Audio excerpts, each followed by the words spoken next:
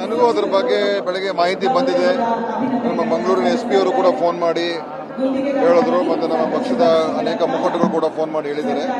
ಅತ್ಯಂತ ಒಂದು ಕ್ರೂರವಾದಂಥ ಘಟನೆ.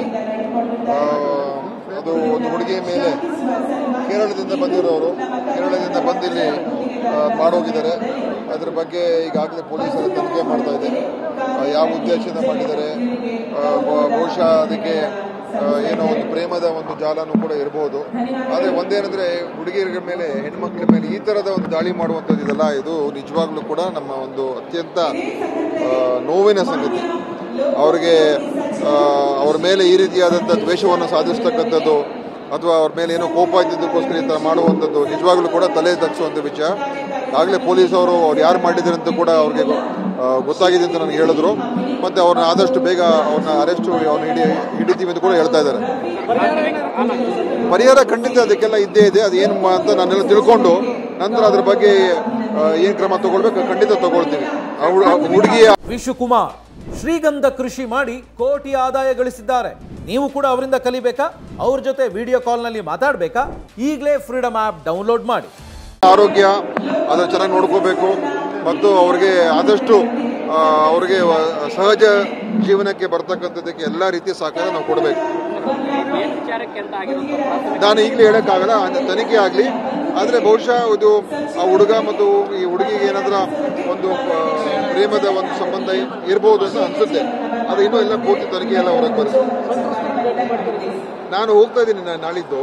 ಅವಾಗ ನಾನು ಹುಡುಗಿ ಕೇರಳದವರು ಹುಡುಗಿ ಏನಿದ್ದೆ, ಬಹುಶಃ ಅಲ್ಲಿ ಹೋಗೋದು ಬರೋದು ಏನೋ ಇತ್ತು ಅಂತ ಹೇಳ್ತಾ ಇದ್ದಾರೆ. ಎನಿವೆ ನಾನು ಹೋದಾಗ ನಾನು ನಾಳಿದ್ದು ಹೋಗ್ತಾ ಇದ್ದೀನಿ ಮಂಗಳೂರಿಗೆ, ಅವಾಗ ಭೇಟಿ ಮಾಡ್ತೀನಿ.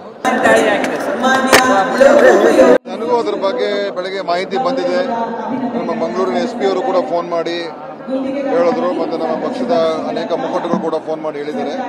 ಅತ್ಯಂತ ಒಂದು ಕ್ರೂರವಾದಂಥ ಘಟನೆ.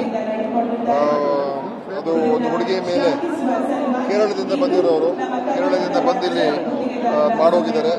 ಅದರ ಬಗ್ಗೆ ಈಗಾಗಲೇ ಪೊಲೀಸರು ತನಿಖೆ ಮಾಡ್ತಾ ಇದೆ.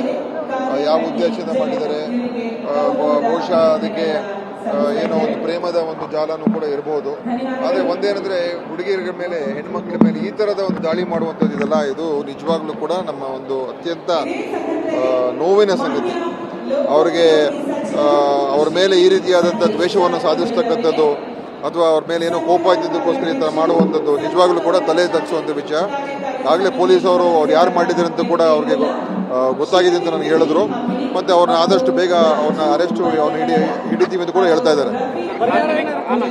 ಪರಿಹಾರ ಖಂಡಿತ ಅದಕ್ಕೆಲ್ಲ ಇದ್ದೇ ಇದೆ. ಅದು ಏನು ಅಂತ ನಾನೆಲ್ಲ ತಿಳ್ಕೊಂಡು ನಂತರ ಅದ್ರ ಬಗ್ಗೆ ಏನು ಕ್ರಮ ತಗೊಳ್ಬೇಕು ಖಂಡಿತ ತಗೊಳ್ತೀವಿ.